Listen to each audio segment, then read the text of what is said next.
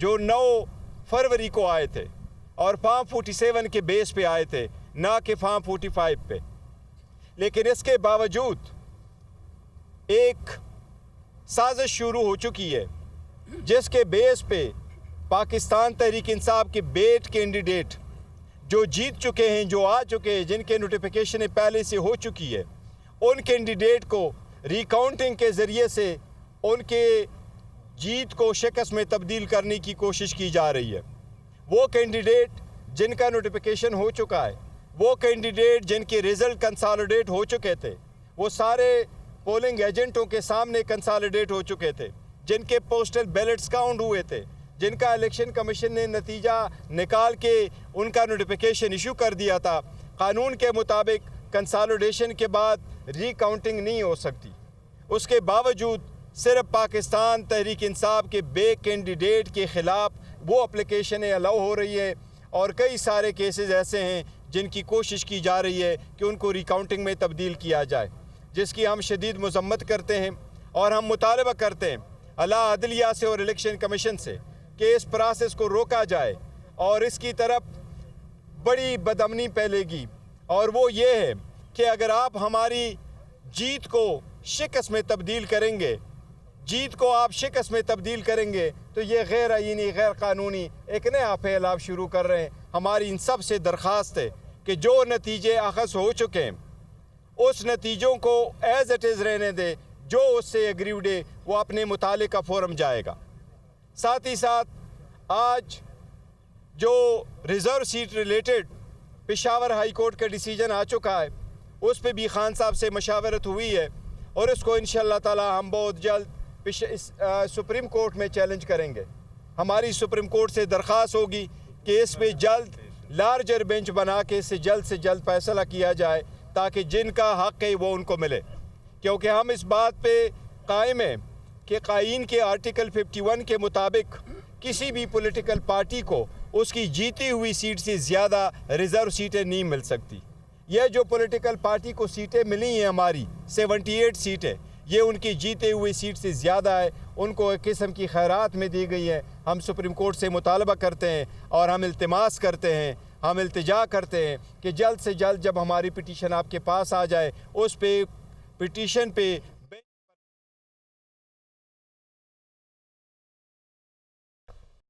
सबसे पहले सेनेट के ज़िमनी इंतखाबात से मुतालिक आपको बताएं तो यूसुफ रज़ा गिलानी सेनेटर मुंतखब हो गए हैं। यूसुफ रज़ा गिलानी ने 204 वोट हासिल किए हैं और सुन्नी इत्तेहाद कौंसिल के इलियास मेहरबान जो उनके मद्दे मुकाबिल थे वो सिर्फ 88 वोट हासिल कर सके हैं।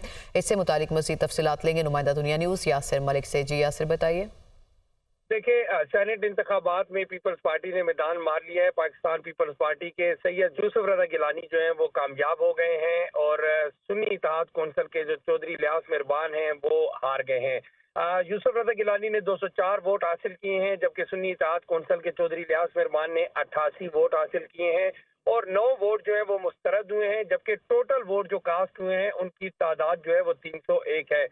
यूसुफ रज़ा गिलानी की जीत के फौरन बाद जब रिजल्ट अनाउंस किया गया तो ईवान के अंदर ही बड़ी तादाद में हुकूमती जो अरकान हैं, उनके साथ साथ जो इत्तेहादी जमातों के अरकान हैं, उन्होंने ना सिर्फ मुबारकबाद दी बल्कि वक्तन फवक्तन उनसे जाके उनके नशिस्त पर मुलाकातें भी करते रहे। इसी तरह से यासिर आप हमें तफसीलात बता रहे थे, आपका बहुत शुक्रिया। सेनेट के ज़िमनी इंतखाबात की बात करें तो पीपल्स पार्टी के उम्मीदवार असलम अबड़ो सैफुल्लाह धारीचो भारी अक्सरियत से कामयाब हो चुके हैं। पीपल्स पार्टी के असलम अबड़ो ने 57 वोट हासिल किए और पीपल्स पार्टी के सैफुल्लाह धारीचो ने 58 वोट हासिल किए हैं। अपने नुमाइंदगान से हम तफसीलात लेंगे। हमें सिंध से मोहम्मद अशद हमारे साथ होंगे, जबकि बलोचिस्तान से इरफान सईद हमें ज्वाइन करेंगे। तो मोहम्मद अशद, आप बताइए कि सिंध में पीपल्स पार्टी ने मैदान मार लिया।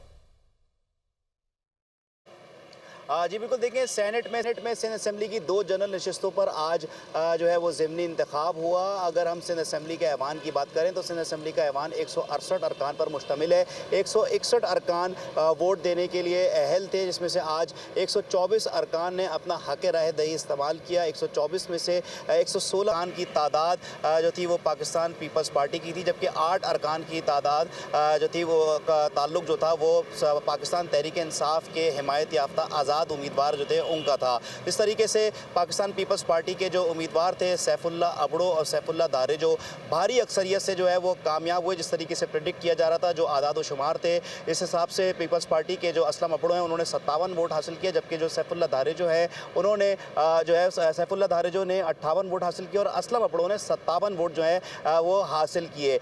तो ये जो मुत्तहदा कौमी मूवमेंट की अगर बात करें तो मुत्तहदा कौमी मूवमेंट के 35 अरकान सिंध असम्बली में मौजूद हैं, लेकिन MKM की जानिब से कोई ना तो कोई उम्मीदवार था और ना ही उनकी जानिब से किसी भी उम्मीदवार को वोट दिया गया। जमात इस्लामी के एक रुकन सिंध असम्बली में मौजूद है, उनकी जानिब से भी किसी भी उम्मीदवार को वोट नहीं दिया गया, जबकि GDA के सिंध असम्बली में 3 अरकान मौजूद हैं और तीनों अरकान की जानिब से अब तक हल्फ नहीं लिया गया है, तो वो इस जो प्रोसेस था इलेक्शन का उसमें वो हिस्सा बन ही नहीं सकते थे। जबकि अगर सुन्नी इत्तेहाद काउंसिल के जो 2 उम्मीदवार हैं उनकी बात करें तो उन्होंने 4 वोट हासिल करने में कामयाब हुए, जबकि पीपल्स पार्टी के एक रुकन जो है उनका वोट जो है वो काउंट नहीं हुआ। सही, मोहम्मद अरशद आप हमारे साथ ही रहिएगा। कोयटा की सूरत हाल जान लेते हैं। इरफान सईद हमारे साथ मौजूद है। इरफान, आप बताइए यहाँ कौन कौन से जमातों के उम्मीदवार कामयाब हुए, कितने कितने वोट हासिल किए?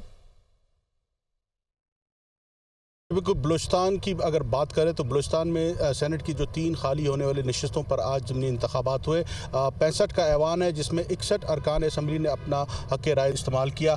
अगर बात की जाए तो पाकिस्तान पीपल्स पार्टी के अब्दुल कुद्दूस बजींजो उन्होंने 23 वोट हासिल करके कामयाबी हासिल की। इसी तरह मुस्लिम लीग नून के दोस्तान डोमकी उन्होंने 17 वोट, जबकि JUI के हाजी अब्दुल शकूर गिब्ज़ई उन्होंने 16 वोट हासिल करके कामयाबी हासिल की। बलूचिस्तान में इस वक्त जो पाकिस्तान पीपल्स पार्टी को नेशनल पार्टी के डॉक्टर अब्दुल मालिक बलोच और उनके जो अरकान असम्बली उन्होंने भी वोट कास्ट किया। इसी तरह जमात इस्लामी ने भी पाकिस्तान पीपल्स पार्टी के उम्मीदवार के हक़ में अपना वोट इस्तेमाल किया। तो इस तरह 3 जो नशिस्तें थी इस पर पाकिस्तान पीपल्स पार्टी, मुस्लिम लीग नून और JUI ने एक बेहतर हिकमत अमली इख्तियार करते हुए इन इंतखाबात में कामयाबी हासिल की। इसी तरह इस इलेक्शन में 7 उम्मीदवार थे, बाप पार्टी के 2 उम्मीदवार भी थे, उन्हें कोई वोट नहीं मिला। इसी तरह 2 आज़ाद अरकान थे। ब्यूरो चीफ कोयटा इरफान सईद, आप हमें तफसीलात बता रहे थे, आपका शुक्रिया। मोहम्मद अरशद, आपने सिंध की सूरत हाल बताई, आपका भी शुक्रिया। जहां पे शर्जील मेमन का ये कहना है कि ट्रांसपोर्ट में बेहतरीन काम होगा। सदर आसिफ अली जरदारी और फरियाल तारपुर ने भी ट्रांसपोर्ट के महकमे में दिलचस्पी का इजहार किया है, ये सूबाई वजीर की जानिब से कहा गया। उन्होंने बताया कि नए रूट्स का ऐलान भी जल्द किया जाएगा, पिंक बसों को भी बढ़ाया जाएगा, बहुत जल्द मंसूबे का आगाज़ हो जाएगा। और उन्होंने बताया कि रेड लाइन पर कुछ इश्यूज थे जो सिंध हुकूमत की तरफ से नहीं थे और अब बेहतरीन काम होगा ट्रांसपोर्ट के हवाले से, ये सूबाई वजीर शर्जील मेमन की जानिब से कहा गया है। सिंध भर में मंशियात के ख़िलाफ़, मंशियात फरोशों के ख़िलाफ़ एक भारी तौर पर एक क्रैकडाउन किया जा रहा है और वो एक मैसिव मूवमेंट चलेगी और आपको नज़र आएगी कि मंशियात की लानत जो कि तालीमी इदारों से लेकर, स्कूलों से लेकर, कॉलेज यूनिवर्सिटियों से लेकर अब आम लोगों के घरों में पहुंची है। जो भी ड्रग्स हैं उनके ख़िलाफ़ एक मैसिव कैंपेन चलेगी, क्योंकि शायद कुछ लोग इसकी मुखालफत भी करें, लेकिन मैं एक बात कहना चाहता हूँ कि ये वो एक मंशियात है जो कि आपके हमारे नस्लों को, आइंदा जो है मौजूदा नस्लों को भी तबाह करिए, आइंदा नस्लों के भी ये ख़राब हो। पेशावर हाई कोर्ट ने सुन्नी इत्तेहाद काउंसिल की मखसूस नशिस्तों के लिए दरख्वास्तें खारिज कर दी हैं। अदालत के 5 रुकनी बेंच ने मुतफ़िका तौर पर फैसला सुना दिया है। सियासी जमात को मखसूस नशिस्तें मिल सकती हैं, आज़ाद उम्मीदवारों को नहीं। सुन्नी इत्तेहाद काउंसिल के चेयरमैन ने खुद भी आज़ाद हैसियत में इलेक्शन लड़ा। आपने एक ऐसी जमात में शमूलियत इख्तियार कर ली जिसके पास एक सीट भी नहीं। मखसूस नशिस्तें क्यों किसी दूसरी जमात को ना दी जाएं, ये कहा गया पेशावर हाई कोर्ट की जानिब से। और जस्टिस इश्तियाक इब्राहिम की सरबराही में 5 रुकनी बेंच ने इस केस की समाअत की। बानी PTI से जेल में मुलाकातों पर पाबंदी के ऑर्डर्स के खिलाफ दरख्वास्त पर समाअत हुई। सुप्रीडेंटेंट अटियाला जेल से मैकेनिज्म तय कर लिया है, ये वकील शेर अफजल मरवत की जानिब से बताया गया। आज 4 लोग मुलाकात करेंगे, मंगल को दोबारा मुलाकात के लिए जाएंगे। अदालत वकला को बानी PTI से सिर्फ केसेस पर बात करने की इजाज़त दे, ये एडवोकेट जनरल इस्लामाबाद ने कहा। और 20 वकील आ जाते हैं और कहते हैं कि अंदर जाना है, ये जेल सुप्रीडेंटेंट की जानिब से कहा गया। फैज़ाबाद धरना कमीशन ने हतमी रिपोर्ट तैयार कर ली है। कमीशन के चेयरमैन अख्तर अली शाह ने रिपोर्ट काबीना डिवीजन में जमा करवा दी है। रिपोर्ट में 28 अहम शख्सियात के बयानात शामिल किए गए हैं। धरने से मुतालिक तमाम फैसले उस वक्त के चीफ एग्जीक्यूटिव ने सूबाई हुकूमत की हिमा पर किए। ये कहा गया है इस रिपोर्ट में। और कमीशन ने कई मुतालिका शख्सियात के खिलाफ कार्रवाई की सिफारिश भी की। रिटायर्ड फौजी और सिविलियन अफसरान के बयान भी कलमबंद किए। कमीशन ने फैजाबाद धरने को हैंडल ना कर सकने वालों की जिम्मेदारी का भी तयन किया है और विफाक कमीशन की रिपोर्ट सुप्रीम कोर्ट में जमा करवाएगा। हसन और हुसैन नवाज के दायमी वारंट गिरफ्तारी मंसूख कर दिए गए हैं। हसन नवाज और हुसैन नवाज ने एहतसाब अदालत में सरेंडर कर दिया और 50,000 के मुचलकों के एवज उनकी जमानत मंजूर हो गई। अदालत ने पैनामा रेफरेंसेस में हसन और हुसैन नवाज के इश्तिहारी का स्टेटस भी ख़त्म कर दिया। 2017 में अदालत ने हसन और हुसैन नवाज को इश्तिहारी करार दिया था। हुसैन नवाज का ये कहना था कि कभी नहीं कहा कि हम पाकिस्तान के शहरी नहीं हैं, जो हमारे साथ हुआ वो सबके सामने है। मेरा और हसन नवाज का किसी हुकूमत से कोई ताल्लुक नहीं। 12 अक्टूबर 1999 को सियासी इंतकाम शुरू किया गया, कैद तन्हाई में रखा गया, 14 माह जेल में रखा गया, बगैर किसी केस के जलावतन किया गया। मुझे वज़ीर आज़म हाउस से गिरफ्तार किया गया था। नैब में काफ़ी तब्दीली आई है, ये भी कहा गया उनकी जानिब से। IMF वफ्द और मुआशी टीम के दरमियान तारुफी सेशन हुआ है। तारुफी सेशन में IMF वफ्द ने मुआशी इस्तेहकाम के लिए इक़दामात को सराहा है। पाकिस्तान को मुआशी इस्तेहकाम के लिए सख्त मुआशी पॉलिसियाँ अख्तियार करना होंगी। IMF के साथ मिलकर मुआशी पॉलिसियों पर अमल पैरा है, ये कहा गया वज़ीर ख़जाना की जानिब से। और चेयरमैन FPR ने रवा माली साल का टैक्स हदफ हासिल करने का प्लान दिया। नए टैक्स लगाए बगैर रवा माली साल का हदफ हासिल कर लिया जाएगा। वफ्द को ये यकीन दहानी करवाई गई है। IMF वफ्द का फर्टिलाइजर प्लांट्स को सस्ती गैस की फ्राहमी पर इजहारी तशवीश। ज़राई वज़ारत ख़जाना का ये कहना है कि IMF का फर्टिलाइजर प्लांट्स को सस्ती गैस की फ्राहमी जल्द ख़त्म करने का मुतालिबा। आलमी मार्केट में कमोडिटी प्राइस मुस्तहकम और पाकिस्तान में नर्ख बढ़ने पर भी तशवीश का इजहार किया गया। IMF वफ्द की वज़ीर तवानाई FBR Benazir income support programme हुकाम से भी मीटिंग्स हुई हैं। वज़ीर दिफा ख्वाजा आसिफ ने कहा है कि अपनी हरकतें ठीक करेंगे तो सब ठीक हो जाएगा। किसी IMF की ज़रूरत नहीं रहेगी। हमारी मुसीबत और बीमारी का इलाज खुद हमारे पास है। अपना इलाज खुद करना चाहते हैं तो हो जाएगा, वरना IMF वाले आते और जाते रहेंगे। जिन पर टैक्स बनता है वो टैक्स दें। बिजली चोरी कंट्रोल की जाए। शाहाना लाइफस्टाइल ख़त्म होना चाहिए। वो इस्लामाबाद में मीडिया से गुफ्तगू कर रहे थे।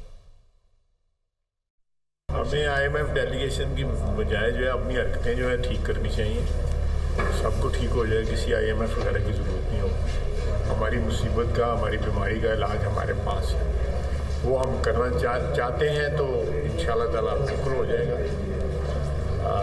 अदरवाइज ये IMF वाले आते रहेंगे जाते रहेंगे। टैक्स जो है वो पेन हुए लोग जिन्होंने टैक्स देना है। जो चोरी होती है बिजली वगैरह, वो चोरियाँ बंद हों, वेस्टेज बंद हो, ये शाहाना जो हमारे लिविंग स्टाइल है ये वो जो है ख़त्म हो। वफाकी वज़ीर एहसन इकबाल ने कहा है कि वज़ीर आला खैबर पख्तूनख्वा की वज़ीर आज़म से मुलाकात बारिश का पहला कतरा है। इस सम्त में स्टेक होल्डर्स आगे बढ़ेंगे। हमारी सियासत अपनी अपनी है। मुल्क के मसाइल, खुशियाँ और अवाम सांझे हैं। तमाम तनाज़ात को एक तरफ रखें और मिलकर मुल्क के लिए काम करें। हम सूबों के हकूक़ का एहतराम करते हैं। ये खुशाइंद बात है कि अपोजिशन जमहूरी अमल का हिस्सा बनी है। वो इस्लामाबाद में मीडिया से गुफ्तगू कर रहे थे। ये खुशाइंद बात है कि अपोजिशन जमहूरी अमल का हिस्सा बनी हुई। जो वज़ीर आला खैबर पख्तूनख्वा की वज़ीर आज़म से मुलाकात है, ये बारिश का पहला कतरा है और हम उम्मीद करते हैं कि इसी सिमत में तमाम जो स्टेक होल्डर्स हैं वो आगे बढ़ेंगे। चूँकि हमारी सियासत अपनी अपनी है, लेकिन इस मुल्क के मसाइल साझे हैं, इस मुल्क की खुशियाँ साझी हैं, इस मुल्क के अवाम हम सब के साझे हैं और हम सब का फ़र्ज़ है कि अब हम अपने सियासी तनाज़ात को एक तरफ रखें और मुल्क के लिए मिलकर काम करें। तो ओहदे जो हैं ये मुल्क के अंदर, आइन के अंदर, कानून के अंदर दिए गए हैं और पहली दफ़ा नया ओहदा तो नहीं है लगा ना, ये तो हमेशा ये तो मामूल की तयनाती है और हम सूबों के हकूक़ का एहतराम करते हैं। तहरीक इंसाफ के रहनुमा असद कैसर ने मुज़ाहमती सियासत शुरू करने का ऐलान कर दिया है। इस्लामाबाद में मीडिया से गुफ्तगू करते हुए उनका कहना था कि चीफ इलेक्शन कमिश्नर को हमारी 20 सीटें नून लीग को देने का टास्क मिला है। उन्हें कनाडा में पाकिस्तान का सफीर बनाने का कहा गया है। होश के नाखून लें, मुल्क को बनाना रिपब्लिक ना बनाए।